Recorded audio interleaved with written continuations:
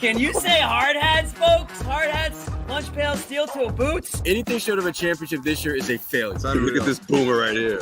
You've just got so much talent here. Somebody said we need to apologize for Jalen. Can I close it, John? What are we apologizing for? What did we say? What did we do?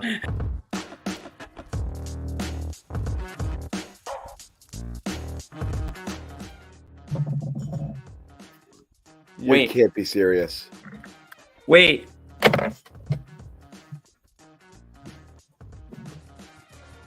No. I had to grab the hard hat, dude. You think that this was a hard hat game? Yes. Oh, my goodness. They won Really? the game. They get the hard hat. Last game that I was on, so game 2, I chucked the hard hat all across his room. I couldn't find it. That's why it took me a minute to get it back on. Hard hats, steel toe boots, lunch pails. You know who brought their hard hat tonight, John? Derrick White. One guy? He brought the One person Derrick only? White brought the 6.5-inch chains to the construction site today, and he went to work. That's what he did, and that's all it takes sometimes, John. One guy sets the tone. Yeah, it wasn't a complete effort, but the Celtics went up by double digits. They maintained Tatum and the Brown lead. brought, yeah. You know what? Sometimes you got to pick up the slack for the guys that maybe Monday morning, a little hangover for some of these guys. Monday hangover, but Derrick White came. No, they brought their thermoses with like hot chocolate and marshmallows and their PB&J. It was, and just, anyway, it's fine. Fine. Call it a hard hat game. Look, you want to win when you don't. F you. It's a hard hat game. It's good to win when you play bad, and they didn't play well tonight at all. Miami was brutal. Celtics win it. Lots of stories here that we're going to follow, including Kristaps Porzingis. See if we get some injury updates. Jimmy Toscano here alongside John Zannis with Bobby Manning and what's his name? Josue Pavon. Josue. Here on a playoff edition of the Garden Report, brought to you as always by Prize Picks, America's #1 fantasy sports app. And we would like to welcome a new sponsor here to the Garden and to the Garden Report and to CLNS Media. Very excited to bring aboard Game Time. I'm the fired best up mobile for this one. Yeah, the Game Time, the best mobile ticket marketplace app out there. We'll tell you how you can get in on some really good deals. If you want to go see the Celtics maybe close out the Heat in a couple days, the Bruins close out the Leafs.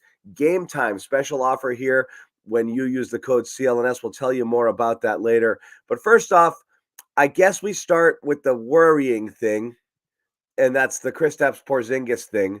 And Porzingis, we know what happened. He left the game with right calf tightness. Imaging Tuesday, Woj reported, and it looks like the on-site tests they do, those are pretty reliable from what they say. The on-site test with the Achilles thing, they can rule that out or pretty much determine it quick, which is why they almost always know. I never thought it was that. Just the way I was looking at the injury, Jimmy, it looked like he felt it. He felt a tweak multiple times and tried to play through it until finally he was like, nope, too much. It grabbed and he had to come off. I think he tried to fight through it like it was something minor or a cramp or something. But that's why I never thought it was Achilles, because Achilles, you go down like you got shot, and you don't get up at all. And this was He played several possessions after he felt it. So I really thought he tweaked something there. He's done this already this year. The thing is, though, Jimmy, it's what? Best case scenario, couple of weeks. Couple of weeks is a lot in the playoffs. I mean, 7 days, 8 days. That's where you're going with? So I don't. No, I don't know. Worst case scenario, worst. Like, I don't think you can possibly. I don't know what grade strain and blah blah blah. There's no reason to play doctor here, but you have to imagine missing a handful of games as well within the likelihood here based off of a recent one. And you don't know. I mean, maybe a little better, maybe a little worse, but it seems like you definitely want to wrap this up quick and have a little bit of time to yourself and create as much space as possible. So I don't know. What's your take? And where are you on the panic meter? Where is everybody else here on the panic meter with the Kristaps Porzingis injury? I'm curious where the fans are. I'm like orange, right? I'm like this darker orange. I'm not where you're headed. I'm not like burnt sienna, but I'm like I'm orange right there, the second to last one. So, and again, that's just because we know the history with Porzingis and being in and out of games with various injuries. And yeah, I was nervous when he left the game because anytime I see like a non-contact lower body leg thing, John, I'm gonna assume the worst. I'm gonna be like you and just assume the worst. Typically, I guess this time you didn't, but I don't know if right off the bat did he tweak something in his knee and something just happened? Was it the Achilles? Was it the calf? Is it a serious calf strain? We didn't know any of that stuff. I know that they've come out on Twitter saying that they think he's avoided, anything serious, but I have no idea if this means 1 game, 1 week, 1 month. So yeah, until I get that information, I'm defaulting to panic mode, which is probably not something that your therapist would tell you to do, but that's what I'm going to do in this situation. And, it sucks. We obviously know how important Porzingis is to this team. We know what it's like when he's not playing well or not playing. We saw that in game 2. So you got to hope for the best and hope that the Celtics can wrap up this series. This series is, let's, for all intents and purposes, this series over. I'm knocking on wood here, but I don't think that Porzingis, I think the Celtics can get by without Porzingis this series. But to your point, John, it's only going to get more and more difficult here, and you need all hands on deck if you're the Celtics team because they're up, in the series, but they haven't played their best basketball from start to finish. We can all agree on that. But so that's now with them. I'm not going to play doc. Look, I'm going to let the doc handle that, but I'm not going to play doc. The rational take is to be extremely panicked. I'm sorry everyone's saying he's going to be okay. Whatever helps you sleep at night. The rational take is to be very worried until you're told not to, because like we said, there's really not much of a window here. Anything that keeps him out extended time could end a season. And I know everyone's like, you'll be fine in the next round. And I honestly think you might be fine in the next round. But you start playing with fire if you get anywhere past that. So yes, the hope is, a week to 10 days, something like that, great. Once you hear that, you'll feel a lot better about it. A multi-week injury here in the middle of the playoffs sucks because, we've said it all year long. There's one X factor and one differentiator here in this team, and it's Porzingis. And being without him is bad.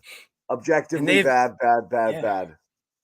They've avoided all major injuries all year. Like this would be completely different than anything they've had to really experience this year. So it's going to be difficult to adjust like that and to, be able to overcome something like that. So again, I don't want to look too far in the future. I don't want to try to, I'm panicking in the moment, but I'm not trying to say, oh, he's done or they're doomed, all this stuff. But I don't want to harp on it too long either. We can't go. You can't. Because I don't know what to say. Other than wait and hope. Yeah. So that's it. I would be surprised to see him out there game 5. That's for sure. I think you can arrest him.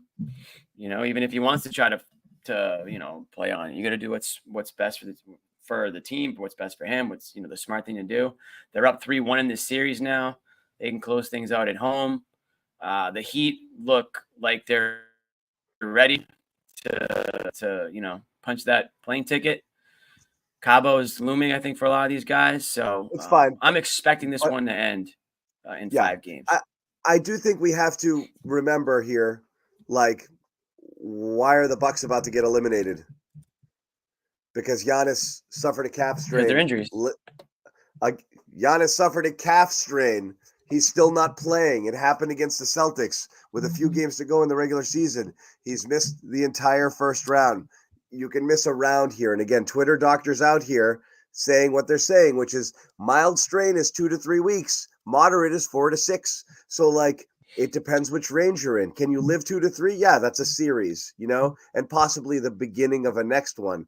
But you are threatening into the conference finals and potentially all the way through, into finals without it. So yes, it's not the best case scenario is probably next series, which is not great, right? No. Look, not great, Bob. If it's any of those strains, is it possible it was I don't know. Again, maybe there's something teeny minor that's not there, but all of the Twitter doctors going to work are saying any sort of legitimate strain, you're probably looking at a couple of weeks. So win it in 5, move on. Hopefully it's only next series, and that's that. There's not much else you can say. They said tightness because that's what they do. Okay? They say tightness because they don't know. Right. Because they Right. haven't diagnosed it. They're not Don't gonna read say anything anything into else. tightness. Yeah, don't read anything into tightness. KP is fine. Oh, no, forget it. He's fine. My bad. Everything's good. He's fine. He's fine. But I think they can win another series. I think they can honestly I think they can still get to the finals. You know, like I really do. It's not over, but it's just the timing, Jimmy, as you said all year long. It's really hot. It's really hard to like think about anything else until you get the news, right? You want the news to be the best news, and then be like, okay, you know, we can make it. You know. Yeah, I mean, So. it's the black mark on this game, right? Or whatever the saying is. I mean, you're obviously glad the Celtics won this one, but this is looming over your head now. This is a steep price to pay. Let's put it that way. So he's in a walking boot. Okay, is that good too? It's probably just something. It's probably for comfort, right? Guys, forget it. Pete's got it. Walking boots. I love Pete, by the way. It's just a massage is all you need. We'll be fine. We're fine. Sometimes people just wear walking boots because, like, a little, you know, it takes. Everyone wears. It's kind of cool, actually. You wear a walking boot so you don't aggravate anything further. It also doesn't mean anything. Again, leave it alone. We don't know. We'll have to wait and see. Crunches are kind of fun too. Yeah, they can be fun. We'll have to wait and see. Other than that, what do you got to talk about? You got a Derrick White saves the day in what was kind of an ass game for the Celtics. You know, it really was, but it was probably like 10 times worse for the Heat. The Heat were just atrociously bad offensively in this game. I mean, my goodness, they couldn't hit anything at all. This is such an offensively challenged team tonight. Brutal. So again, kind of an easy win, even though the Celtics didn't play great.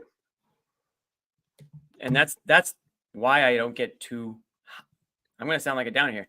I still can't trust this team because the Heat are that bad. You know, it's like a lose-lose for the Celtics.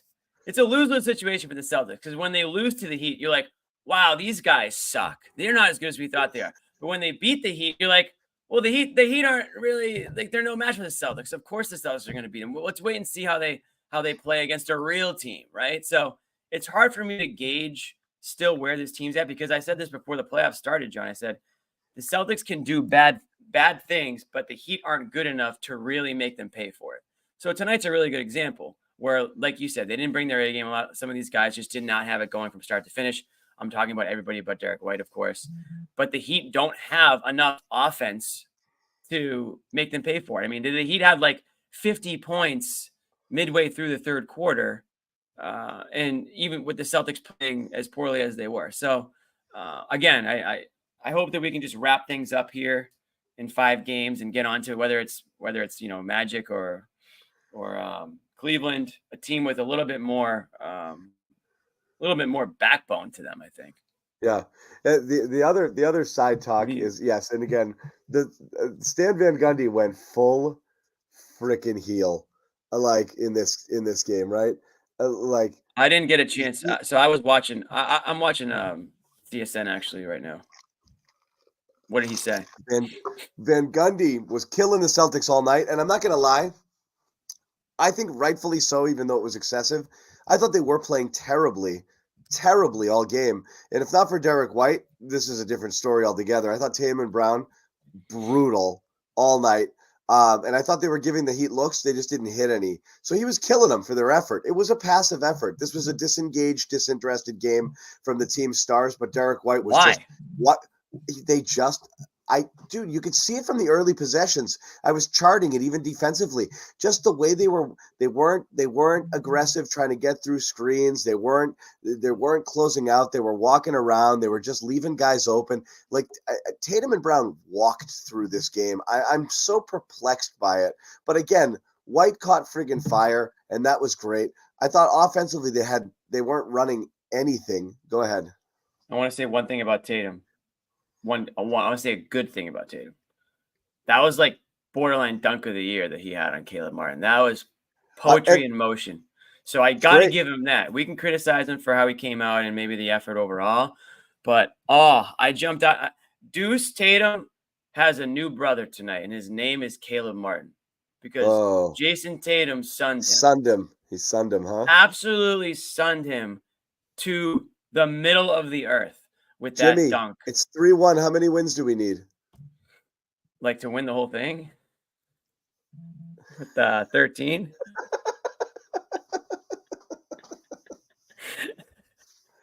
There you go. There it is. Dude, I'm in the middle of a thought. I'm not doing math right now. I wanted to get the super chat up. I figured I wanted to stump you in mid thought.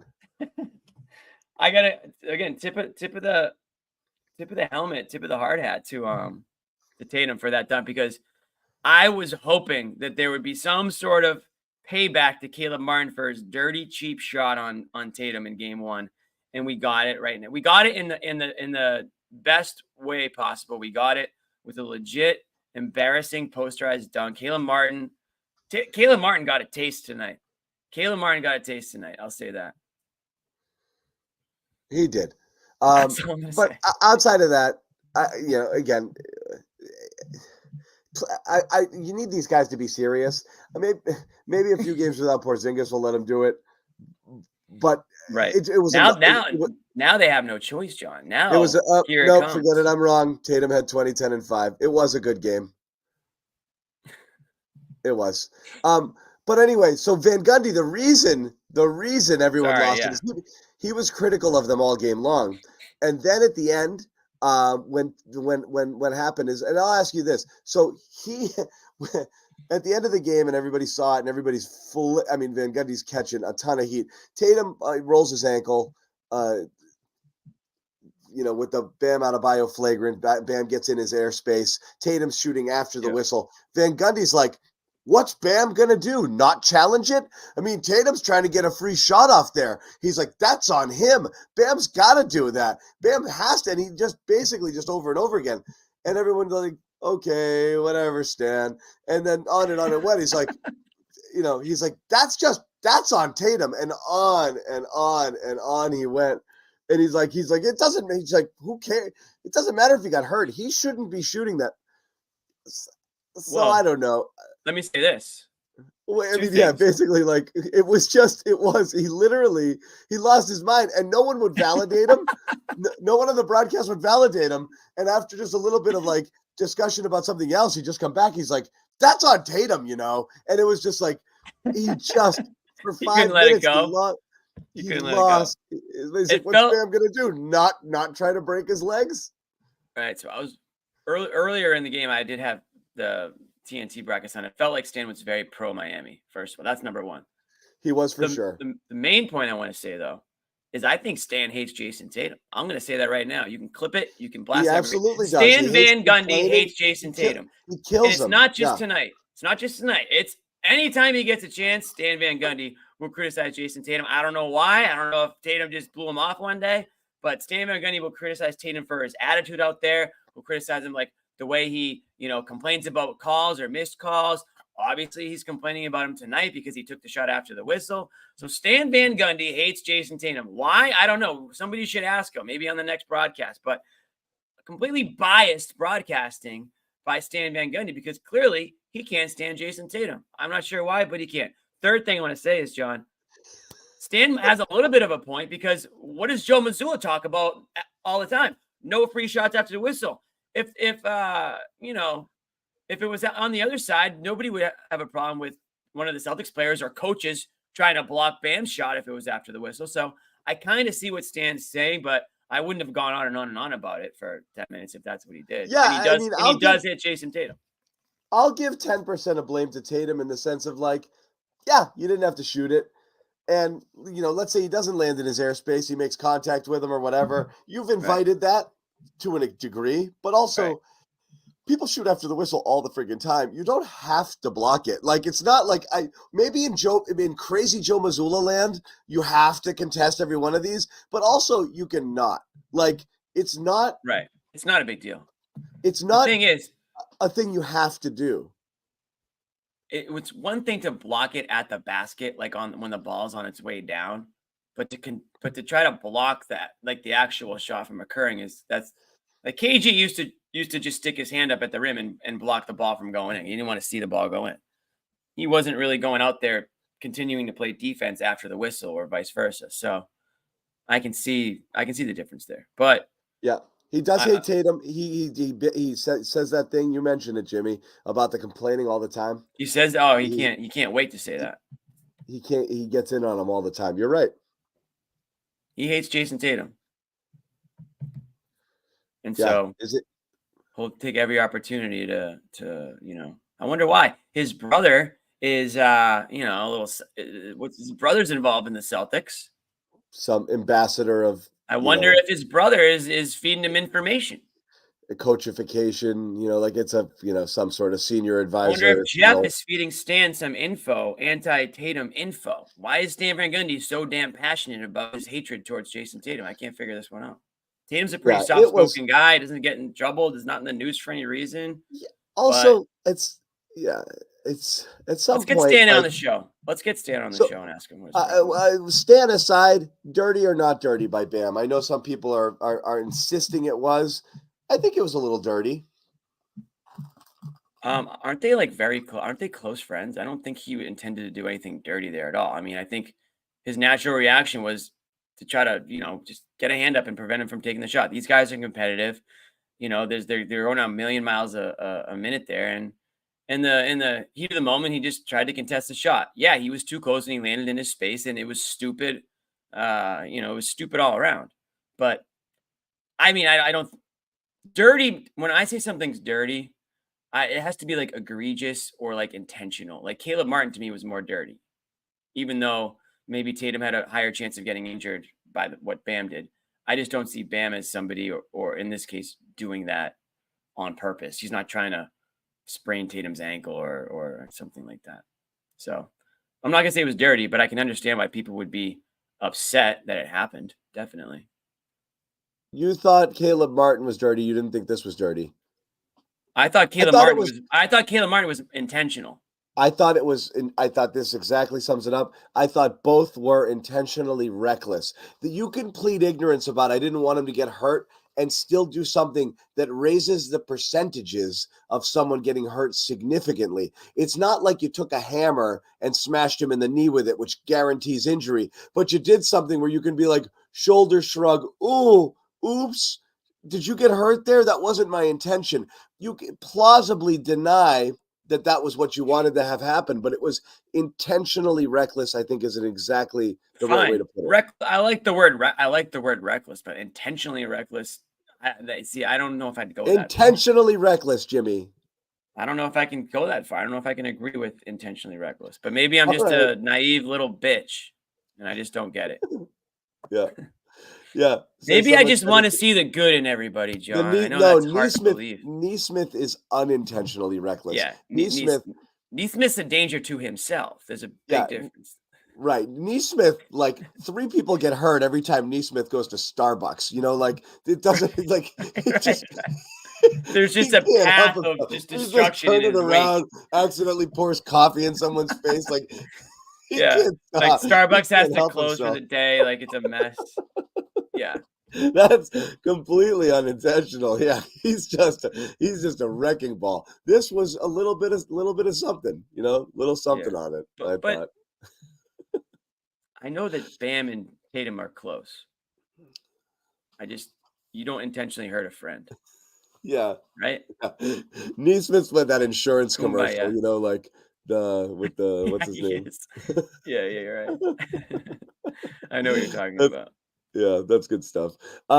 Anyway, as we said, we're going to get some reaction. We have Bobby and Josue down at the Garden. It looks like I might have Joe already. And I'm going to I'm going to get a little bit of that out there in a set. No. Sorry, I was communicating with our super producer Ahmed, who is alive after we almost killed him during the draft. Josue Josue tweeted a couple pictures of. I know we're gonna get Porzingis those up on the screen too. Get a in the little boot Porzingis there. update. That As looks well like as a normal. That just looks like a it normal does. shoe. You know, Yeah. Oh, here it is. Here's what we got with it. Sorry. This is nothing wrong there. that's what we're looking at here. Send us anything you want, by the way. Tweet to Celtics CLNS or any one of our personal handles here if we see it. Anything fun, observations, memes, GIFs, whatever you have. Send them out here. This is actual reporting from our guy Josue Pavon out there in Miami. Porzingis with a boot. Josue on the scene. He's got the pics. Couple of comments under the tweet from like delusional Celtics fans. Here's one. It's just a precaution. And then dude put his suit back on. We're good. So the fact that he was able to dress himself, he didn't walk out naked. Everybody, he didn't walk out, in his jersey. I guess. Yes, it would be concerning if he left in only a boot. Yeah. Like that's all he had on. He's not even in a stretcher. Here's a naked Kristaps Porzingis walking out with a boot and a single mitten. Yeah. It's cool. He put his suit on. Anyway, so yeah, we should do a segment, delusional Celtics fans. That would be a really fun segment.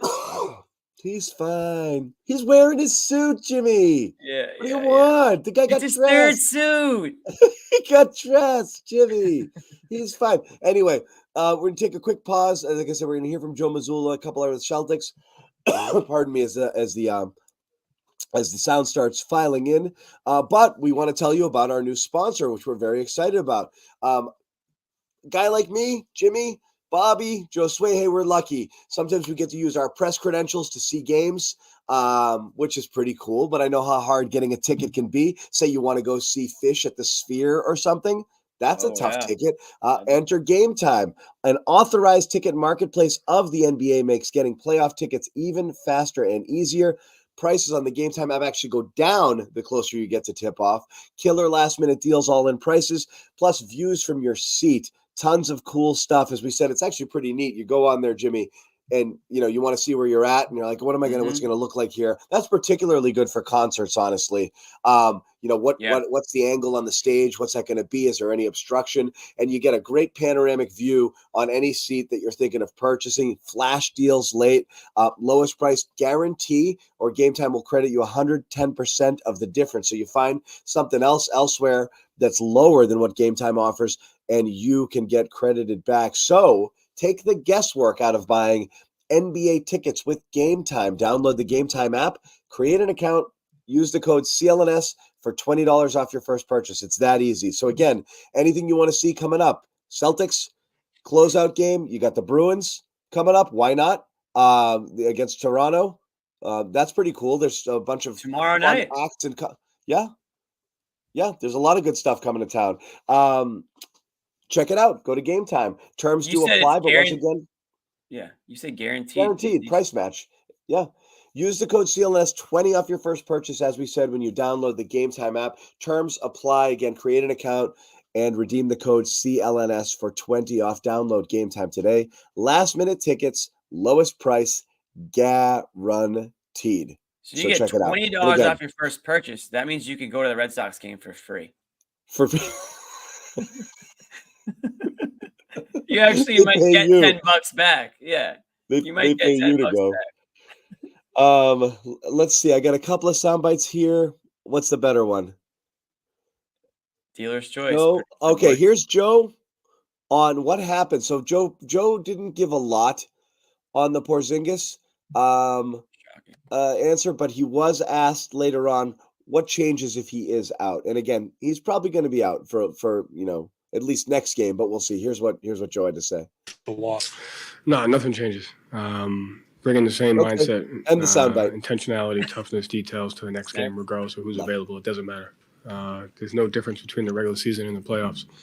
And all year we've had guys step in and play. So most important thing is execute the game plan and bring the mindset and the toughness it takes.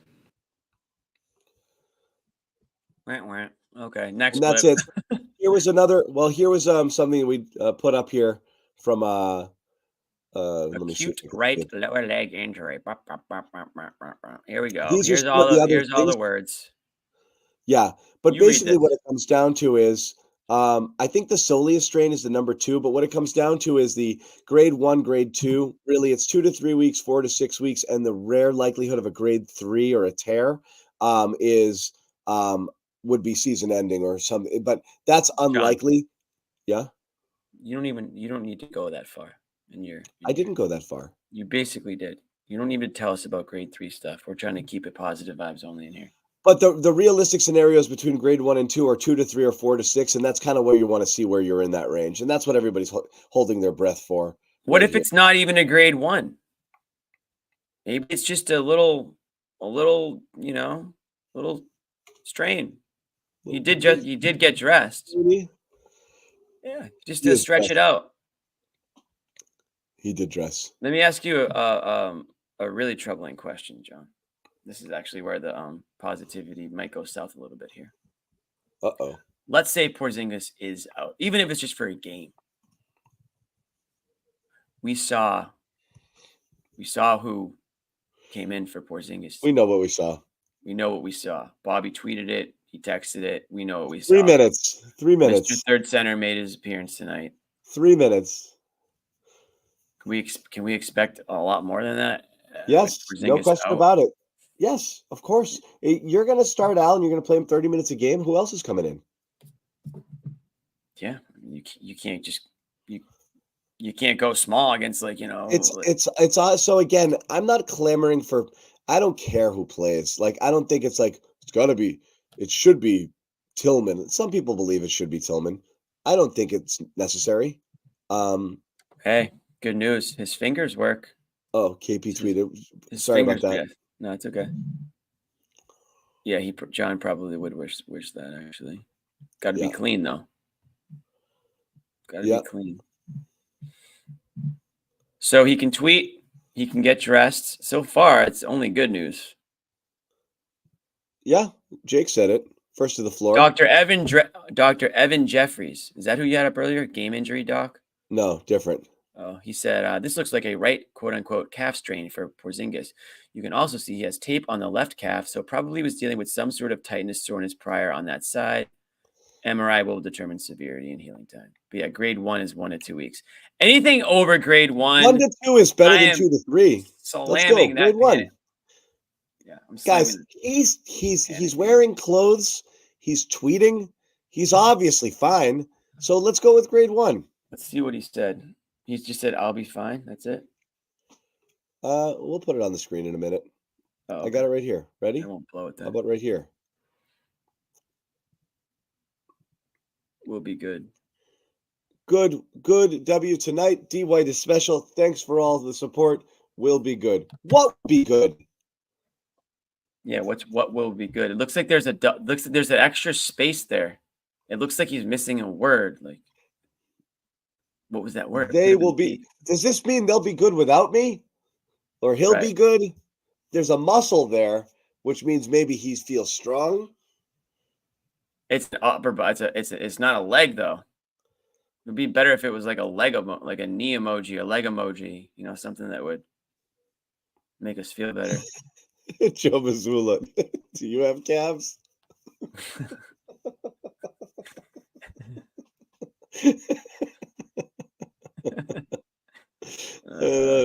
What do you think about Porzingis hurting his calf? Do you have calves? I do, Joe. Nothing's going to change, according to Coach Joe, except Luke Cornett's going to play 25 minutes. Yeah. Nothing. God. What's going to change? Nothing. I'm still starting Porzingis or I'm playing with 4. I don't care.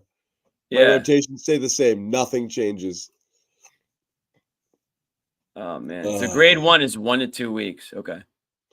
We want like lower than a grade 1. I'm going to go with a hot take there. We want it to be better than that. Anything worse than 1 to 2 weeks, now it's scary. 2 weeks is already scary. You're halfway through the next series. Did it burst, though? Was it a clean burst? Everybody.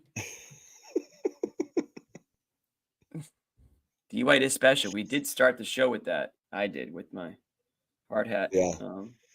tribute. I'm gonna have to tell Bobby to have that ticket ready. A lot of people are What do you saying think? Tillman, John. A lot of people are saying Tillman.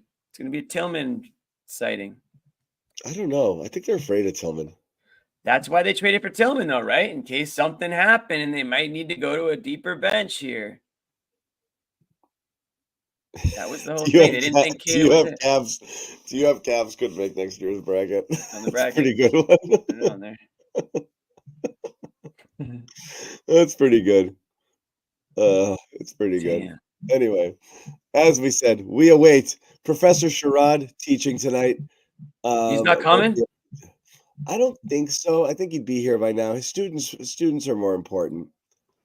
Students are more important. Kids Jim. are the future. They are. But so we're here. So Porzingis tweeting, and that's all fine and good. And the Celtics are up 3-1, kind of like they should be. Chance to close it out. Crazy how bad Miami is at home, huh? At home with the home court advantage. I loved how the game began. Yeah. And I was like, oh, they're all wearing white. I was like, yeah, the seat's full. And I was like, no, those are mostly just still the white shirts just sitting on the empty seats. No, it's just everybody's doing anything else. Oh my God. Yep. Yeah. So anyway, we've got those two things. And then we've also got, as we said, kind of a. Is Bobby in all white tonight? I feel like Bobby probably rolled in like Miami. It is Vice. worth talking about the where's my Derrick White lower third? Oh, it's here. It's right. Okay, it's not there. It's gone. Damn it, Amit.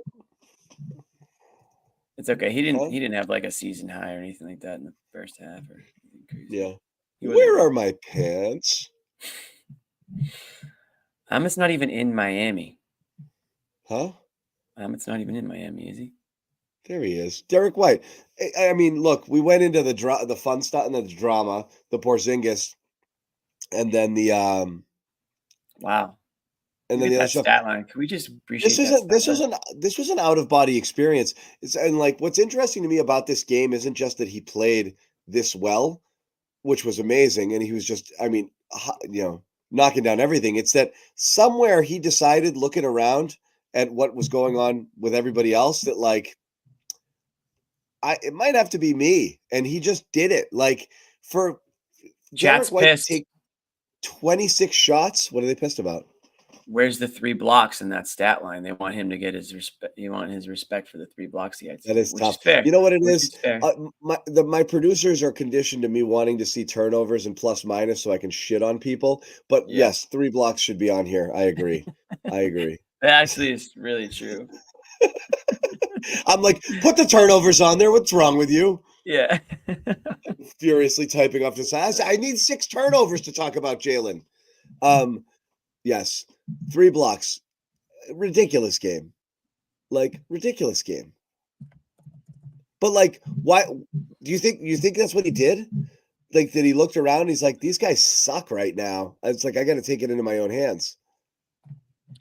I hope that's what he did. I mean, I think I saw on Twitter just quickly that I think Mazzulla just gave him the green light tonight. And so he just took it and ran with it. And like you said, John, if the guys Tatum and Brown and the superstars want to sleepwalk through some stuff and want to not get up for the certain games that aren't maybe as big to them as other games would be. I don't know how you could say that about a playoff game, but Derrick White from the jump was just in a zone tonight. John, is Jimmy a good boss to work for? I think I have to say yes to that. What happens if I say no? Am I on the next show? It's all right. Yeah, he's not bad. He's a decent boss. I'll give him that. Amit's the real boss. Amit's the MVP. I preside over everything like I did something. I didn't do anything. Amit did everything. I'm like, good. Everybody. We did great today. It means Amit did great today. Yeah. John's eye. He lets me wear hard hats and stuff and say stupid things. Yeah, exactly. Listen, Derek, I don't know, John. I mean, I think Derrick White. No, He's he a was hot. good- You're right. He was hot early, and he just has- kept it going. Yeah. Yeah, I mean, and you know what? Good for him, because the thing about Derrick White, I think, maybe more so previously, is that he wasn't. I don't think he used to be as aggressive as he needed to be to get himself going, and that doesn't mean that he couldn't. It just meant that he would, I think, defer a little bit more. But tonight, the shots were falling from the start, and if good on Mazzulla, if that's the case, good on Mazzulla for just lifting him up and saying, "Hey, keep doing it, keep shooting. You're the guy tonight. Don't think twice about it. The shot misses, go down and shoot it again." So I just loved what I saw. I'm surprised Sherrod couldn't call in on this one, because he's the biggest Derrick White fan on the show, and he's been saying I that love this. the Love for the Celtics need sponsor.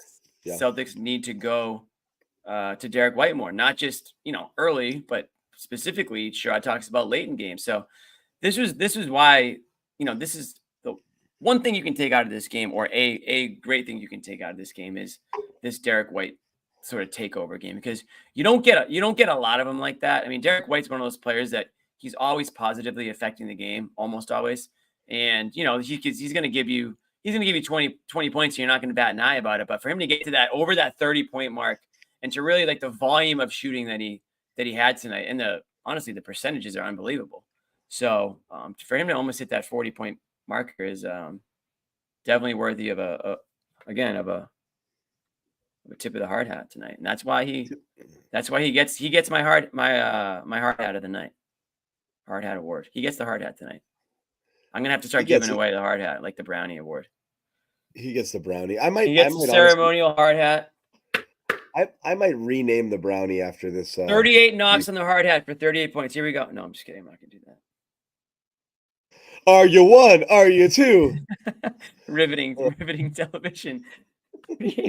I just like slowly I end up with concussion symptoms in the end. No, this is legit hard hat. So. But yeah, I mean, again, you take it for granted because it's in his bag, but you always wonder, right? Like you see, for example, Pritchard starting late in the year and being able to put up numbers. Then you see like Banton go over to Portland and put up numbers, and you wonder, like, let's eliminate. Not that it would be fun. This team's a championship contender for these people, but let's pretend this team had Holiday, White, and Tatum, and no Brown and no Porzingis. Does White average like 24 a game? Like or if the attention's on him, it'll be harder, and he can't, doing this type of thing. He benefits from all of the attention the other guys get, and when he gets hot, he can kind of get away with this. But or is he just that guy? It's really interesting to think dude, because this is a guy you're gonna have to figure out. People are gonna determine his value. Is he like a number 2 scoring option on a team? Is right. I mean, this was a big money game for him. Big money game for D White. Big money game. Yeah, and I think us Celtics fans and reporters and local Bostonians who follow the Celtics aren't stunned to see it, because they've understood how much better this guy has gotten since he's joined the Celtics. But if you're a casual, if you're just an NBA fan, looking to watch a playoff game, Derrick White is not a household name to you. He's been in and out of like the highlights and such this season, but he's one guy on this team. He's not Tatum. He's not Brown. He's not even Porzingis. And everybody knows Jrue Holiday. He's the, kind of, again, on a national scale, he's the forgotten guy in this lineup. So for him to come out in the way he did on national TV and, again, kind of put the team on his back a little bit, that's huge for him. Yeah, he's going to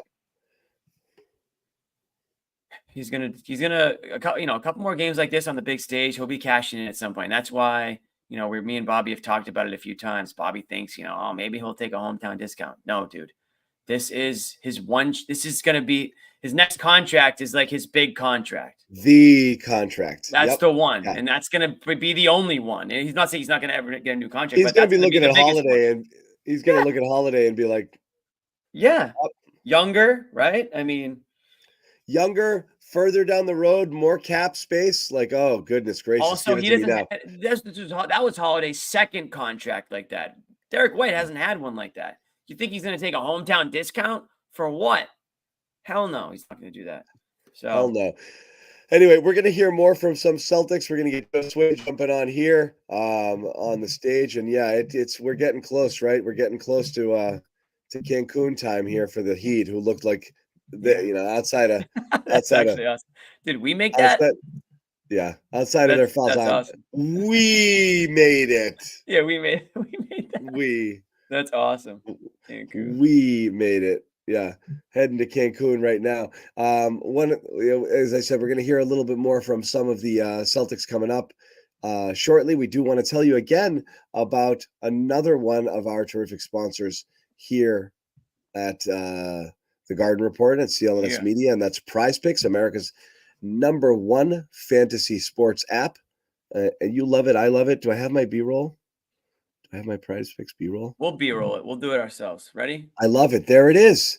#1 fantasy sports app. Easiest, most exciting way to get in on the action while you watch your favorite sports and players. Pick more or less, 2 or more player stats. Watch the winnings roll in. You can win honestly up to 100 times your money with Prize Picks with as little as Who's this guy? 4 correct picks.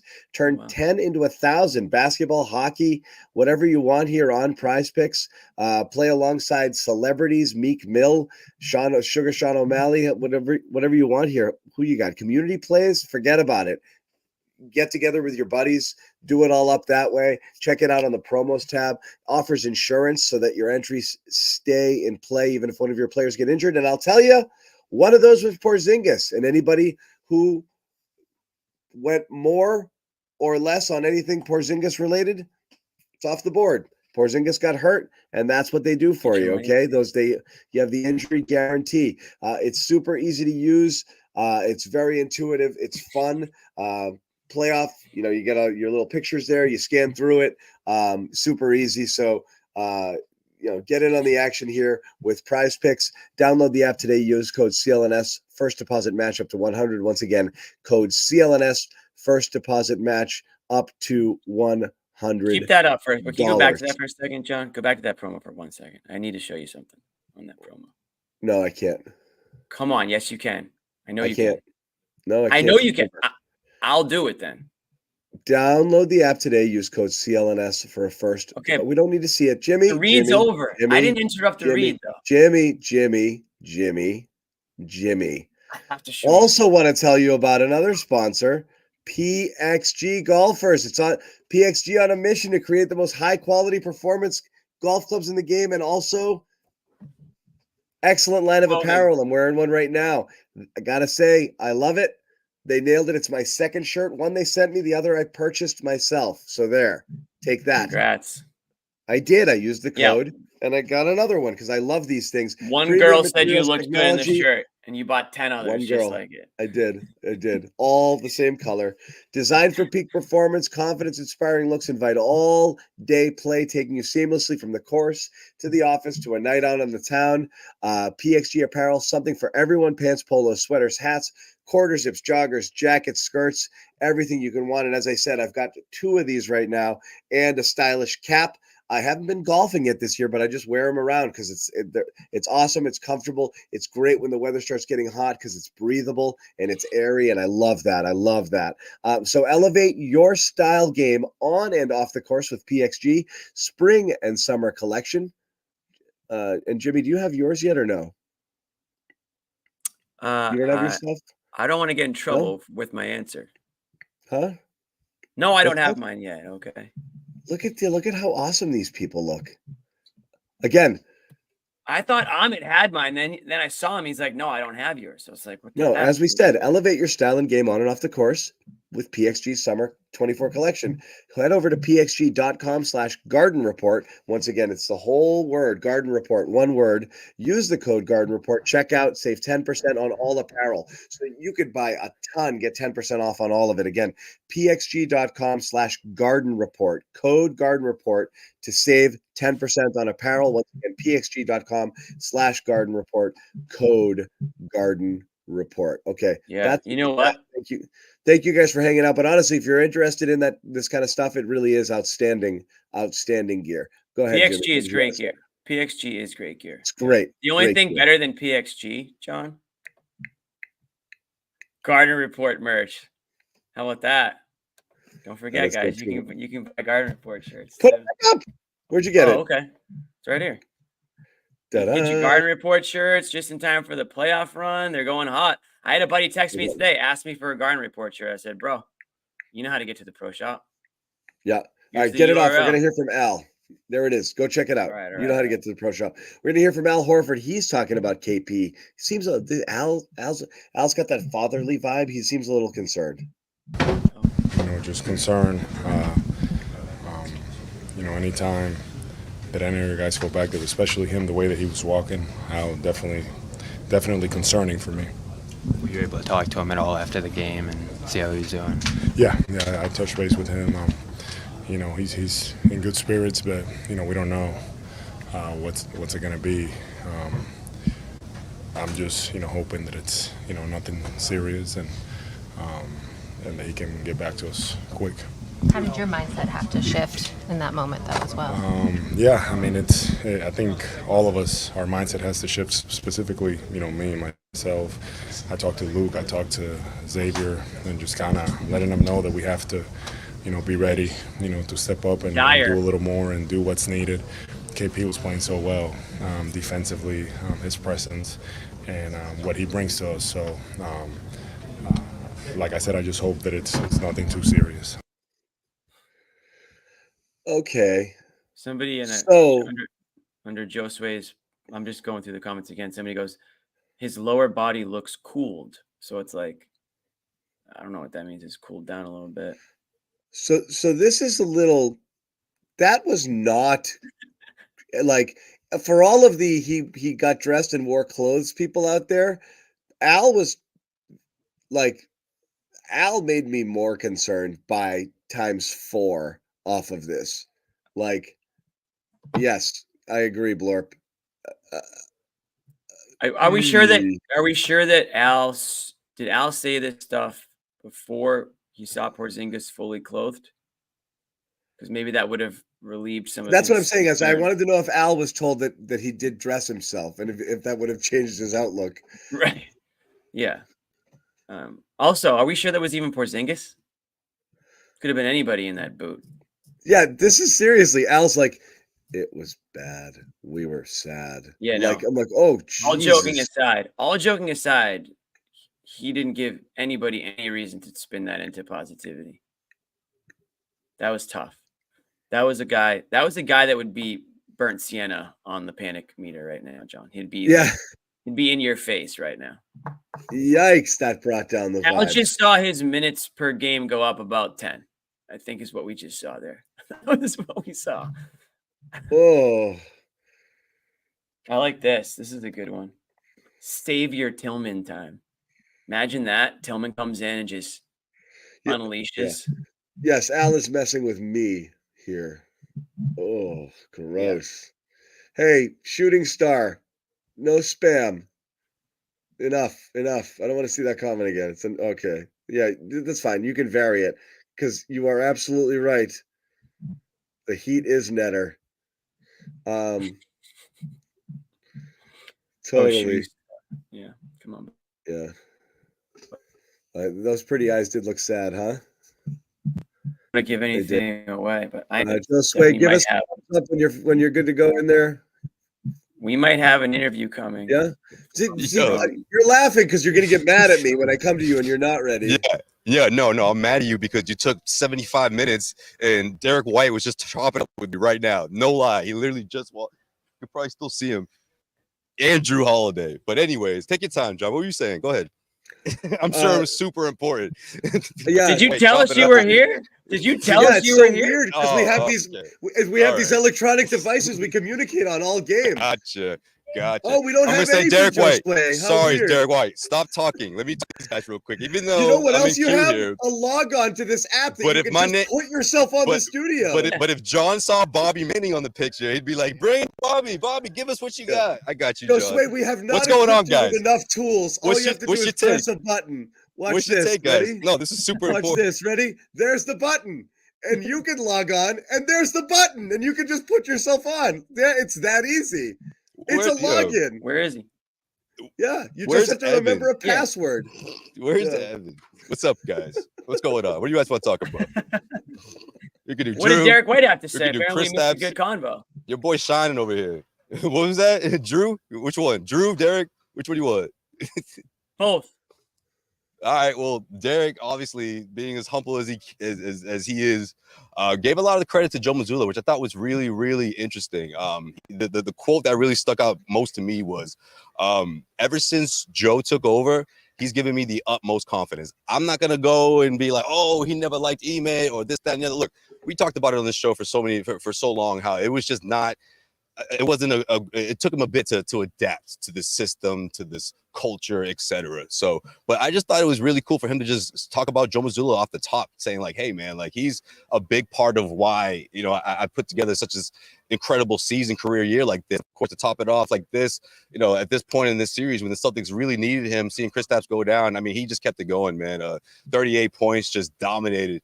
And it wasn't just the 3-point shots, if you ask me. Obviously, you know, the 2 dunks, one on Bam in particular. I mean, the guy's fearless. So I just think it was such a special night for Derrick. And, you know, obviously, this is an ideal to see Kristaps down the way he did. Tweeted out a picture of him in that walk-in boo earlier. And, you know, these Celtics players aren't going to feel sorry for themselves, you know, and then they shouldn't. I mean, look how things have been going across the Eastern Conference. The injury bug obviously bit the Celtics tonight, but I don't see these guys holding it down and saying, like, oh, man, like, how are we going to pull this thing off? They're focused. It's on to the next. And I love their mindset after this win, especially how Miami came out in the second half. You know, they did their best to try to rattle these guys, but Celtics fought. You know, they fought. I thought Al Horford was big in this one, especially in the second half with no Kristaps, and I think that carries over into Game 5. I talked to Tito like right after this.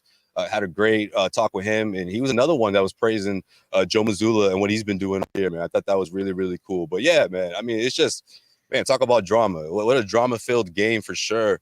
But of course, the Celtics got the win, and that's what matters most. Yeah, what's the consensus on Porzingis from those guys? Did any of them say anything? Are they concerned? Do they have any extra little input? I saw your picture, Josue. We had your tweet up on the show for a bit. I figured, but yeah, no, I mean, I just feel like these guys they're really obviously it's a blow, you know, it's a huge loss. But if you look at the way this team is answering questions and carrying themselves, I just feel like they, you know. White gave the big shout out to KP, but I just think they're focused on just trying to finish the series. I mean, you have to. You can't feel sorry for yourself. You know, Miami Heat will have a game plan in place, but, you know, knowing that Kristaps is most likely not going to be active in Game 5. I don't know if that's official, but if I had to guess, I would say it's probably the best move if you're the Celtics. And yeah, again, I just feel like these guys they didn't harp on it, you know. Maybe if this was a year ago, you would see guys like taking deep breaths, and, you know, just the body language in general. I just think it's been really, really positive, and it showed in the second half, you know, in a big way. I think guys stepped up and know that the any sign of vulnerability, the Miami Heat will pounce, you know, in a playoff game for sure, regardless if they're shorthanded or not, and they knew that. So I think they showed that for sure. The Heat went on their run the best that they could in that fourth quarter, but they just don't have enough, in my opinion, didn't have enough offense to complete a comeback like that. And credit the Celtics for even letting that happen. What did Derrick White say got in him tonight, Josue? What got into this guy to drop 38? He was I think he had a season high in the first half. Kind of put the team on his back a little bit there. Did he feel like he had no choice tonight, or what was something in the Miami? Hold on one second. Bobby Manning's trying to get on. I got to get him on. Hold on. Yeah, man. This is big stuff, Bobby. Let's see what Bobby got. He's got all the big news tonight, man. Bobby. Hold on. He's not ready yet. Sorry. All right. Bobby, as soon as you're ready. False alarm. Go ahead, Josue. Go ahead. Yeah. No, I mean, I'm not going viral or anything. It's cool. He's trying to come on once or twice. Yep. Bobby, the second you're ready, tell me. All right, go ahead, Josue. There he is. There's 2 Bobbies. Yeah, We should put them both on. Yeah, we'll only do one. Yeah, I just think, you know, again, you look at what's going on across the Eastern Conference. I mean, hey, it's going around, if you will, right? So I don't think the Celtics, I really don't think it impacts them in this series. We could talk about the second round later, but the Celtics have to focus on what's in front of them. That's always been the message for Joe Mazzulla all season long, and obviously when things matter most, that's not going to change. But I just love the way these guys responded. Look, we could argue potential matchups and all that stuff, but the fact of the matter is, I still like the Celtics' chances of closing out this series, but obviously get it done as soon as possible, which would be a game 5. Don't come back here in Miami. It's been a great weekend, guys. I'll be honest, but I don't think the Celtics. I don't want to come back. Honestly, I think this team is too talented to prolong this series. Bobby wants to come back. Yeah, I'll take it. You were a little nervous, Bobby. You did this thing could go 6, right? Well, I do think John raised a good possibility earlier in our text chain where you're up 3-1, you go home, you think you're just going to close it out. Now, especially if there's no Porzingis and you end up with a game 2 situation. And I don't know if the Heat have that kind of offensive performance in them at this point. It's been dreadful, these 2 games down here, what they've done on offense. And there's guys that could give them a spark like Love and Mills who just don't look like they can survive out there. They tried Love for a second early in this game and went away from him. Robinson, first time he cut around a screen, you knew he was done. And Mills, they went at him with White every time, so you can't play him either. So I don't know how they pull off a Game 5 win. Maybe the Celtics are just that flat offensively. And I do think it'll make a difference in a Game 5 not having Porzingis. I thought the Celtics in the second half had some real droughts without him out there, and they grinded this game out, much like they did Game 3. A little more pace, though. A little more pace. Yeah, and I do like Joe talked about how they went to guard screening and spaced out the bigs, and that's something that's effective in speeding this pace up. I actually like Horford being out there to speed things up. He got the ball in quickly throughout this game, got up the floor quick. He had a pretty strong performance, I thought, in this one, plus 15, the second highest on the team off the bench there. So you're going to have to lean on him for 34, 35 minutes, obviously. You're going to sneak in what ended up being 3 minutes of Luke in this one, but it's going to put some pressure on Horford here, without a doubt. And he's ready for it. He's managed his minutes all year, even throughout the series. They haven't relied on him an inordinate amount.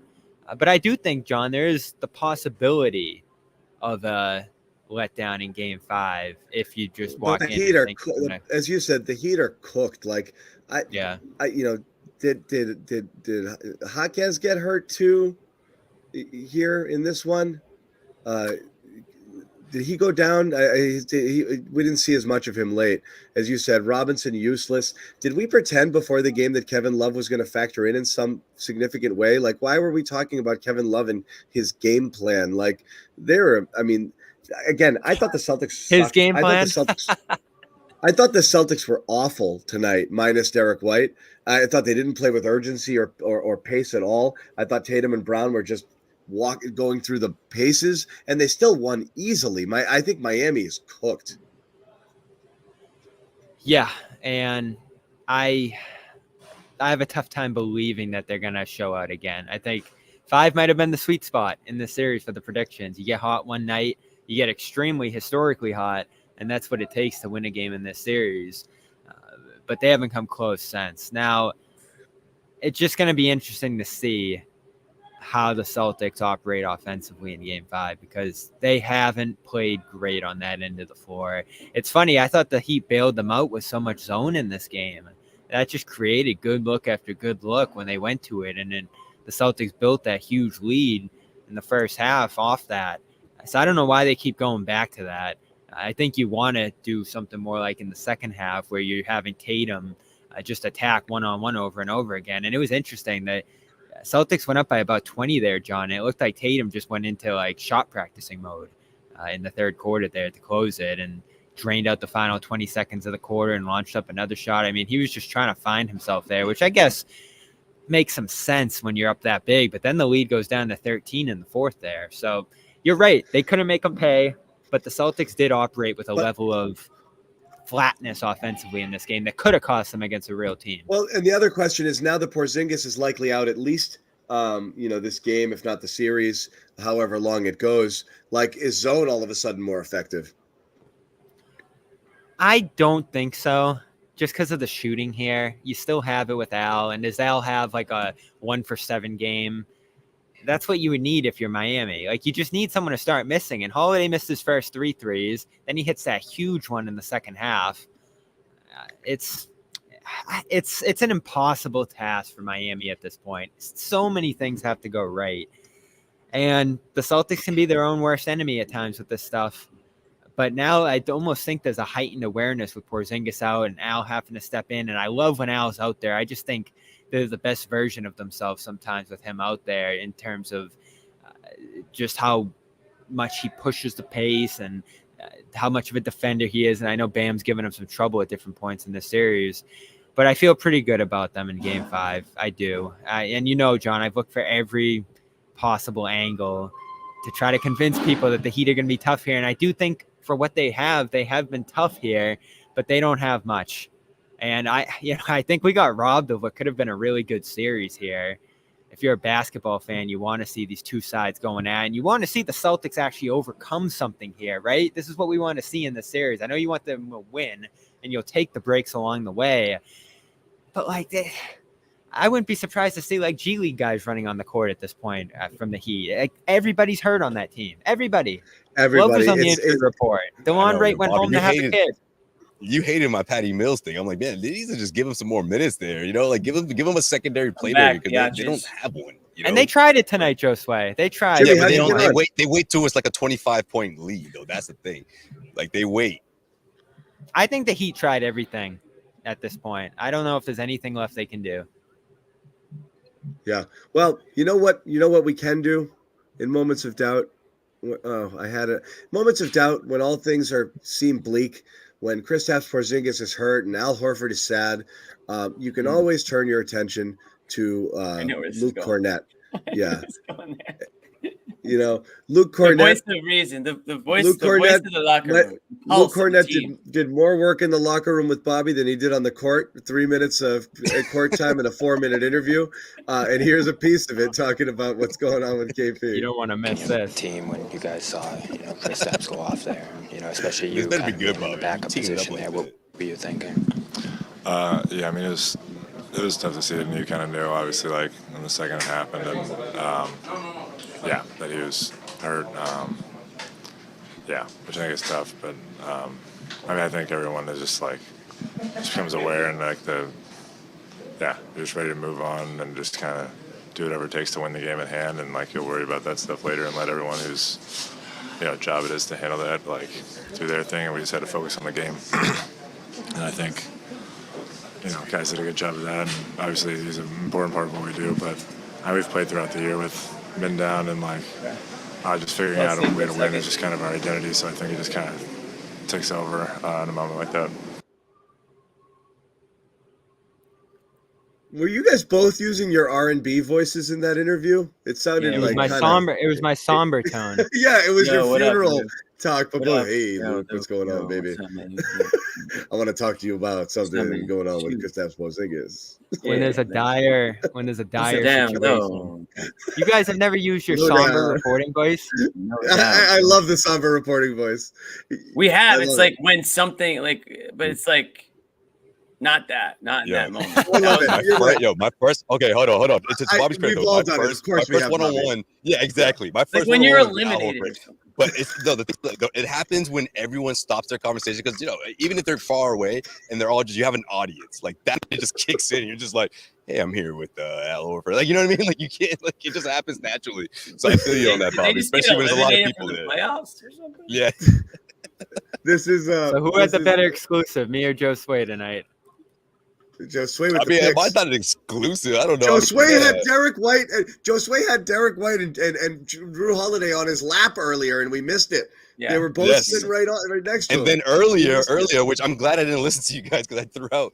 I'm literally probably 10 feet away from Chris Tucker conversation. He's sitting. I'm just man, in a moment like this, do we really need a one-on-one with Chris Tucker? So I left it alone. Yes. Went down the hallway and then went down the hallway. But good thing I did it because here comes Kristaps with his booth, the Celtics PR trying to stick him out the back door. But yeah, I would have done 30 minutes with Chris Tucker, just doing quotes from Rush Hour and Rush Hour 2 for 30 minutes. Small aside, because I can't hold on. Small aside is I can't let it go. The somber voice thing. Back in the day when we used to do people have a story. Everyone has got a story. Yeah, when we used to do Thanksgiving football shows, all the mass high schools play, and I'd work in local news and we do these shows, and it was hard. They weren't up to date. Like before, like the internet like wouldn't get them all. Like this is even like 10 years ago. Like you had to call. We had a list of names. You would call the coaches' homes on Thanksgiving and ask them, hey, what was the score of the game? And like, I had one of my PAs on it called Matty Cohen, and he was kind of listening to how we were doing it. He was trying to emulate it, but he was like, he would call, and every time the coach would lose, he'd get this really sad, somber voice, like, hey, coach, just wanted to check what was the score. Like, you lost, huh? Oh, I'm so sorry. Are you all right? Like, are you okay? And like, it just kind of kept going. So this "hey, coach" just became a thing. And every time he'd pick up the phone, he'd be like, "Hey, coach. Oh, you did? I'm so sorry." And it was just like he was like a grief counselor. So, but yeah, we all use our somber voice at time to time. I'll defend myself here because I didn't just go to Luke. He had a calf injury He had a calf injury at the beginning of the series. I want to see if he had any insight on that, but he said he didn't have a strain like Kristaps does here. It was just sort of like a tightness thing. So not quite the same thing, but again, you have to manage it every day. You have to see how it responds every day. And it's probably going to be a day-by-day thing from here on out. And we'll see the severity of it. Obviously, him being in a boot isn't great. And we always talk about the Achilles calf relationship there. You want to be of the utmost cautiousness here. So anyone thinking he's going to be back out there in the next day or two is, it's not going to happen. We see what happened with Giannis here. And, there's a greater level of urgency on Milwaukee's end, and they've still held him out of this whole series. So it could be a little while here with this. And luckily you're in position to clinch the series and sit back. The sound is bad, right? Like Luke, Luke and Al. I thought I saw something that you tweeted, Bobby, from the Luke interview. Luke didn't sound very positive either. Al came to him and said, Al came to Xavier and Luke at halftime and said, get ready to go. And I think that was more of a tonight thing. It wasn't like, get ready to play the whole rest of the playoffs here. But still, you get the sense from this locker room that this was serious. Luke said it was pretty quiet at halftime. Guys were pretty locked in. Al did get to talk to Kristaps briefly, and he said he was in good spirits. But they don't know anything yet. And Joe was Joe with the injury update. Yeah, he was. Porzingis hurts his calf. Bobby's like, Luke has a calf. I can go ask. Did you end up talking to Tatum? Yeah, Tatum went down with the same ankle injury he had from the playoffs. He said he tweaked what was already last year's ankle injury.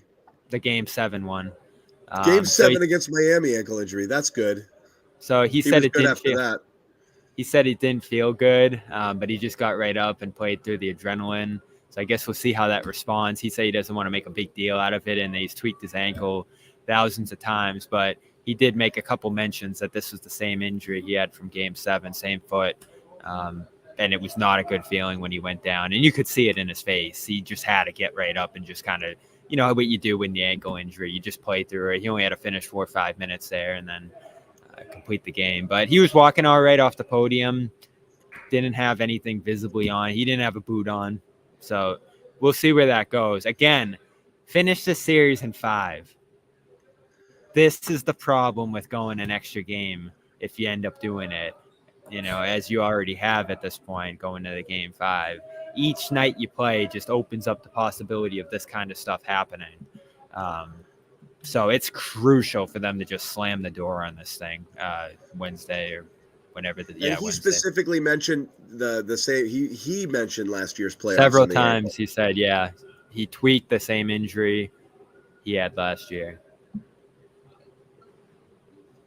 Kind of need this Magic Cavs series to go 7 now too. Gotta stretch that one out as long as it can go. What we need are Magic. We need Magic Cavs for Porzingis.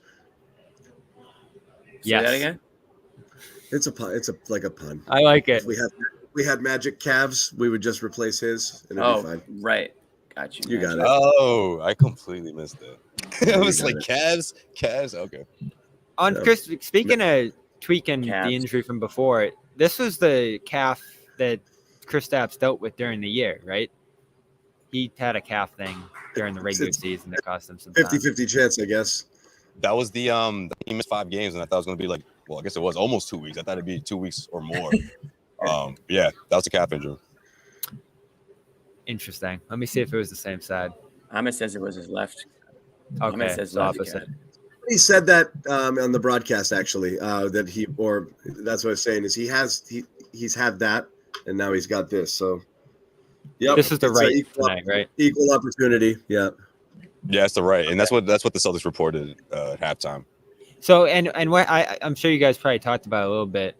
He turned his ankle initially, right, and tried to play through that, and then he came around to screen again, and that's when the calf kind of went on him.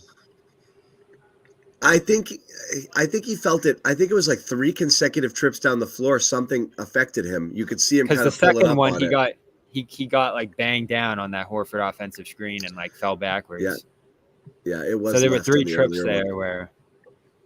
Yeah, his stuff was bothering him the whole way through. So yeah, it's. And it was a demoralized look on his face walking off the floor. You know his. But you know what though. Achilles Nobody knows severity of strain walking off the court. So again, it doesn't matter. Like they're reacting to his reaction, and his reaction might be based just as much as disappointment that he's hurt at all versus that he's really badly hurt. So I'm not reading much into both them being down and his reaction and holding his jersey over his face. Like he didn't know, like, you know, when you popped something in your knee, you know, when your Achilles rolled up, like he strained his calf. We'll see what it is. But if it's the short one, yeah, you might have to survive a series without him. If it's the long one, you're in trouble. And look, the next 2 teams you're playing are, AD, I guess, is dead. You saw that? Yeah. Yeah. Sorry, go ahead. But I mean, the next round is, you know, you've got some height over there. You're gonna have some. That's not a great series for Porzingis to not be around. No, right, and it changes the dynamic of your team, Josue. No, for sure. I mean, before you hopped on, Bobby, I don't think this, for me at least, it doesn't change my prediction for what's going to happen in this series. But moving forward, yeah, I mean, you don't want to look ahead, but I just think this team is not going to do that. I don't think they make that mistake. You wonder what kind of adjustments, which is like the word of the series, but what kind of adjustments Eric Spoelstra has in store, especially with no Kristaps. It really does change things, I think, in terms of their planning. But I mean, when you look at just the way this team is trying to manufacture points when the Celtics are rolling, it's for them. It's really hard on them. Like you said, Bobby, you know, it's one of those things where it's like the Celtics, if they play their game and if they execute and they take a play as if it's going to be the last deciding play of the game, I really don't see the Heat forcing a game 6 and coming back here to Miami. That's the hope. But right. You know. But you never know with these Celtics team. I mean, they make things interesting. Like I said, I don't want to keep killing them, but like Tatum and Brown came out not serious tonight. Like it didn't look great. They have to get serious. Like Miami's terrible. You're going to be down Porzingis. You should still beat the tar out of them with the health who you have and who they don't have at home in a game 5. Like they're cooked. No, it's like, not about this series. Right. You come in and you walk around and you don't take it seriously and you don't take possession seriously and you're playing lazy defense. Like, yeah, it just takes one good shooting night and you're back in Miami. So yeah, get serious. Right. That always kills that. That's what, like, they come out and they're you know, they go about their business. It's over. I agree with that, John. Especially real quick, but I just want to say, you know, Derrick White obviously went off the way he did, but the big part of that was the way he broke the zone. I mean, when Derrick White is hot like that, and he got those open looks, essentially the Miami Heat were challenging these guys because they could see Tatum and Jalen were kind of slow and trying to find their offensive rhythm. I mean, that's what crushed them. That's what really broke things down initially. And then obviously, Derrick couldn't miss. The rim opened up. But yeah, I'm with you. These guys have to wake up, especially now that Kristaps is out of the picture, at least for now. I mean, Tatum or Jalen, I talked about this after game 3. I feel like these guys are due for a big offensive performance. And I think now is the best, better than ever, to see one of these guys just take matters into their own hands and put together one of those series clinching performances that'll say, okay, well, there's that. So let's can rest up now and wait for their opponent in the second round.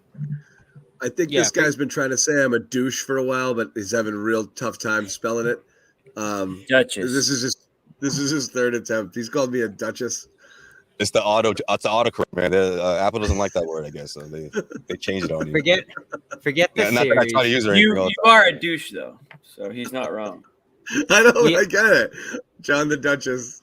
He said, I We know. all I get know. it. We all know where the series stands at this point. The Duchess of CLNS. That's my official title on my business card. Yeah. Someone said John is such a Dutch. Yeah, autocorrect, man. They don't like that word. We all know where the Anyway. series stands. Where? This doesn't have anything to do with where the series is going here. Maybe it makes it more likely you have a slip up in game 5, but if you were going to have a slip up in game 5, it was going to happen, Porzingis or not here. The problem now, if this is a longer term thing, is you didn't play great in this series through 4 games, especially these last 2 games here. And it's going to be harder to play great without Kristaps. The threes probably have to fall at a higher rate for you to have more success. It's going to test your front court depth, and they've gone to Cornet for 5 minutes now in the series. You haven't gone to Tillman at all or Brissett or anything like that. So it's going to test you there. You're going to have to get more from your bench at this point. But overall, I'm just not thrilled with the offensive execution right now. Tatum has not shot well in the series. And the shot profile, the choices again. It's frantic. I mean, I think Brown's been yeah. erratic at times. He had that string of misses in the fourth quarter at the start of it around the rim. Holiday's in a weird funk now, and I know he's doing the defensive stuff, and he's had some great passes throughout this series. But in terms of getting his own shot off, he's in a tough place right now. So the one thing you take from tonight, and hopefully you can carry forward, is that White involvement. And we did talk about that earlier in the series. He has to be involved. The first 2 games of the series, John, he took 7 shots combined in the first half of those games. I think he had like 6 points in the first half of those games. And then again, in game 3, no shots in the fourth quarter of that game. So he gets lost too often for being the point guard of this team. And I know they're trying to attack matchups, and that lined up in his favor tonight. But he's just a guy who needs the ball in his hand. So the offense is going to face some challenges here. It already is right now. And it's not about can they win game 5 or not. They're going to face a really good defensive team in round 2, too. So where do you stand offensively right now? And also now you've changed, you've really altered your bench dynamic, and you got nothing out of them tonight. Nothing. We didn't talk about it. Pritchard and Hauser, 34 minutes, 0 points. 0. That's obviously 2 Al games in became this a series de facto- that Richard got 0. Okay, that's the fear, right? The Pritchard comes in and does nothing in the playoffs effect. Doesn't work. Like, you need those guys contributing in some way in their minutes if you're only going to have an 8-man rotation. Now you've only gone 8 basically all the way through with 2 very small Cornet stints mixed in. Now what? You're moving Al up, which means all of a sudden you have to heavily involve your bench, not just in this game, but again, potentially beyond. These guys got to elevate too. So, and those guys only work.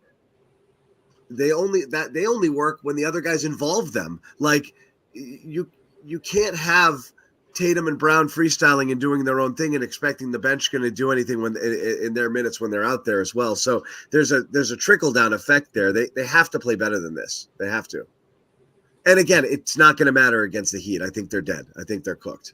Mm-hmm. Right, but this is great practice, right? It's like, hey, you got to close out series, and that's always. Well, we know they're not serious, and I think they know it. That's kind of the problem, right? Like, we all look at it, Josue, and we're like, this team's trash on the other side. I think they know it. They get out of bed knowing it. Like, they walked on the court and they're like, can we just, that's just kind of the vibe it was tonight. But we've seen these guys sweep a group of future Hall of Famers with the Brooklyn Nets a couple of years ago, and I know a couple of years ago, but it's like, I get you, Bobby, but I just think it's they have it in them to sort of flip that switch and say, okay, it's time to close out. And I think something like this could really motivate these guys. One of them, to say, hey, look, let's go off, or shit, we get one of those classic, 65, 67 points combined between the two. I mean, that's against this Miami Heat team, the way they are right now and how vulnerable they are and how they're struggling to just put together an offensive game beyond what we saw in game 2. I think it's doable. I think if you're, I think it really wouldn't surprise me if we go back to TD Garden and that's the case. But get it done. You know, I really do think it's not going to be easy as maybe I just worded that, but you know, with the Celtics, this is the type of game where you're gonna send a message across the league saying like, okay, yeah, we lost Kristaps, but these guys are about to just step up. You know, these all NBA stars. This is what the season's about. You know, and they have to remind everyone of that. Yeah. Otherwise, you're gonna get Orlando or Cleveland thinking, hey, we got these guys, or not that we got these guys, but hey, we're gonna put out our fight. And I'll tell you this: Orlando would be a problem. I think one of those teams, and I was just gonna say the Orlando would be probably just as tough as this Miami Heat team, if I'm being honest. Maybe tougher. Maybe tougher, yeah. With Banchero, they'll be much tougher, much tougher. Yeah, much tougher because defensively they're tougher, and you've got some matchups there, and they're athletic, long. But tall, yeah. Going back to what we talked about here again, a lot the injury focus entirely on Porzingis. Tatum played the rest of the game. Wouldn't be surprised if his ankle swells up a little bit because that's what ankle injuries do.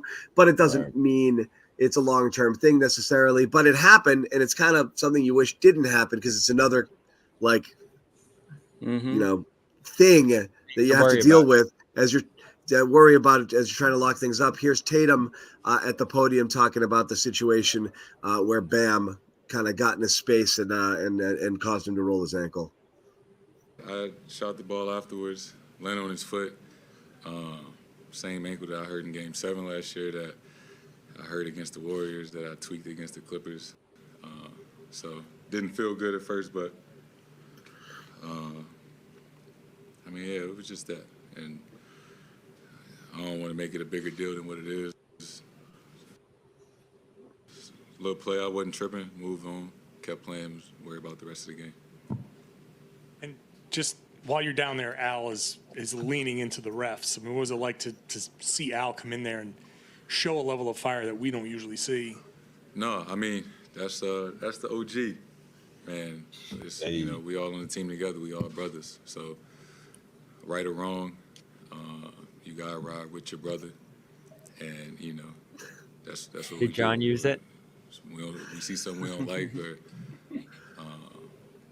you know, whatever it is, you know, we stand up for each other, and we, you know, it's contagious. Yeah, Corrales somber voice.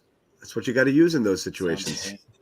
And that's perfect delivery from John, because he's usually very, like, you know, outspoken. And, you got to go to you got to downshift to the somber voice. You know? And lastly, Kristaps Porzingis. One more thing I want to ask you about Kristaps. Yeah. When you see something, take the pauses, you know, appropriate pauses. Yeah. Jason, what was going through your mind out there when you saw, you know, Porzingis call down the game? Yeah. You want to put these guys at ease. They're worried. They're stressed. You don't want to make it any harder on them. They need you guys to ask them the questions that way. Otherwise they'd go to pieces. It's just weird if you do it the other way. Like, Kristaps got hurt. What do you think about that, Jason? What does that mean for you guys? Like, it just sounds kind of like insensitive. I didn't use it. I don't know.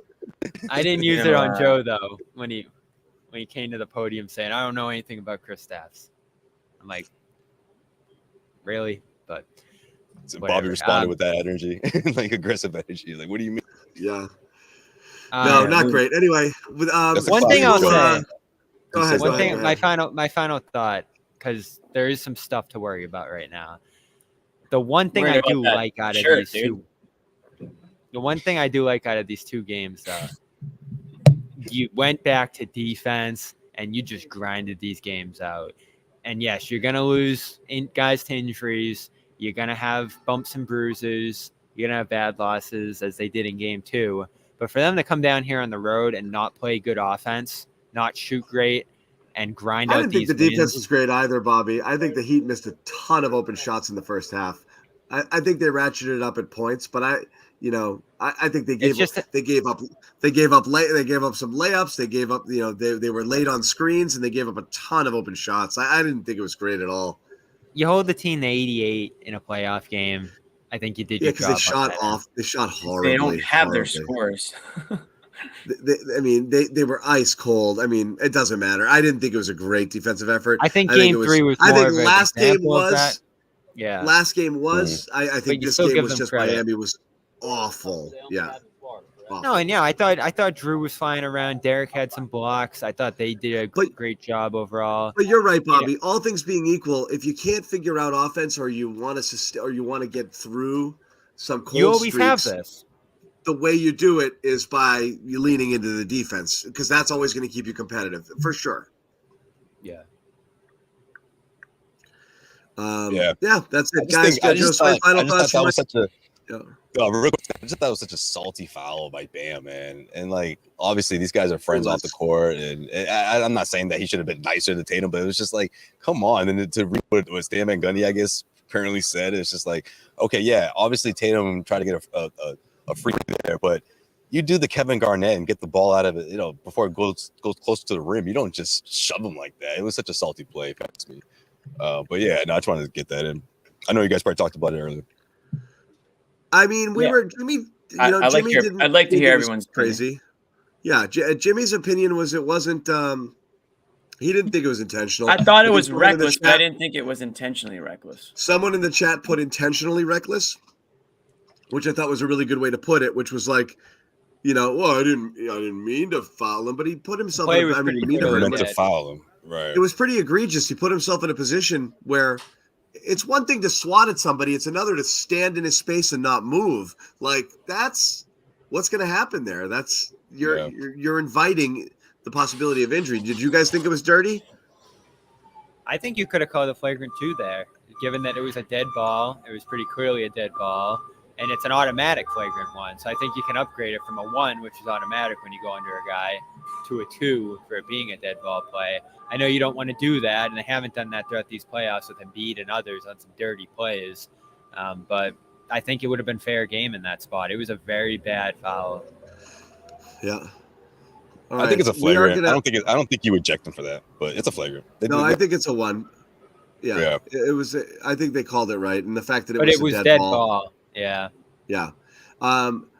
So we are going to wrap it up. Again, I want to say once again a quick thank you to our new sponsor jumping on board with us fresh this week. Game Time, best mobile ticket marketplace app out there. You want to get in on some NBA action?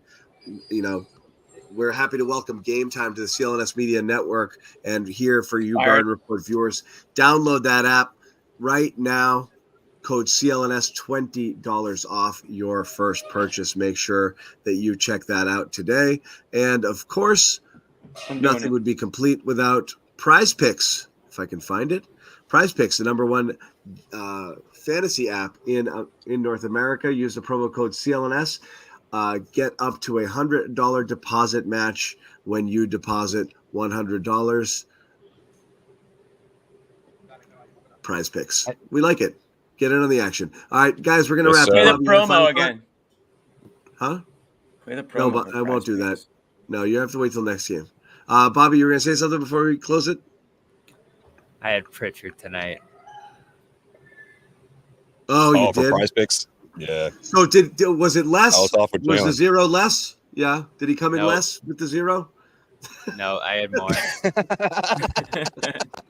Hey, don't laugh, Josue. You had Jalen. Well, he didn't put up a goose egg or anything near it, but yeah, you're right. I took the more. What was he at 22.5? I thought me this and would be one of those Josue, games, Me and Josue won game 3 though, so you win some. There you go. All right, win some, lose some. That's how it goes. But get in on the action there, Jimmy. Yes. Take us home. Guys. What's my final thought? Yeah. Is it over? Is it over in 5? It's over in 5. Porzingis. Listen. I'm only thinking about Porzingis. I'm going to be saying my prayers. Use your somber voice. We get. Listen. I'm just really thinking about Porzingis right now. He's in my thoughts and prayers. And before I go to bed tonight, I'll say a couple prayers just to make sure that God's listening, and hopefully we see Porzingis on the court as soon as we possibly can. Yeah, and guys, I just want to say, if you're going to be going out tonight, please be responsible there and look out after each other. Yeah. Nice sound like my boss. We're on a walking boot just in case. Porzingis is just wearing one, just precaution. Watch out. Watch each other's backs out there. Okay, guys, it's a brotherhood. And that's it. That's all we've got. So we're out. Thanks, you guys, for watching. Once again, Celtics win it. Some ugly stuff happened, but we'll see. Porzingis We'll have some imaging. Expect him to be out for a little bit. Hopefully not too long with the Celtics 3-1. Chance to close it out Wednesday. We'll be back at the Garden. Bobby, Josue, Sherrod, the entire gang. Ahmet, Richie, what have you. Yes. Once again, hats Good off. luck, Scott. Hats off to Ahmet, Appreciate y'all. who hats off to Ahmet once again, who we Hard did hats off. keep alive through draft weekend. That was Bucket quite hats a weekend's off, worth of coverage. Yeah, get some sleep on it. Hopefully you got some today. But I was That's Florida. what- I was working his Miami, ass off. boys. Fun Excellent. time. We had a great time. I've heard all about you. I heard you guys had a lot of fun down there. don't make it Yeah, sound who told you, like- Evan? Yeah, good. Fun down there. I think Oh, Evan's yeah, spreading Evan was like- stories. I'm just looking to see if Okay. anyone starts to get. I a know. little- So We if had some someone great cracks, food today. yeah, That's what we did. Bro. cracks. we'll have the rest of this conversation off cam in our offline in our somber voices. Thank you guys for watching. As always, thank you for keeping the chat fun and Yes. lively and entertaining, as you All you always guys. do. It was a good chat tonight, and we did enjoy that. Let's close it out on Wednesday and then move on, hoping for the best with Kristaps Porzingis. Again, thank you guys for hanging out, and Sounds we good. will see you on Wednesday. Wait, Ahmet's got an outro for us, I think. No, he doesn't. He said he was going to work on an outro. He had a phenomenal game. Forfeit's out. I think it's an auction. That did not sound like a chair. It was a freaking chair. It does sound like a chair. What do you want for your third center?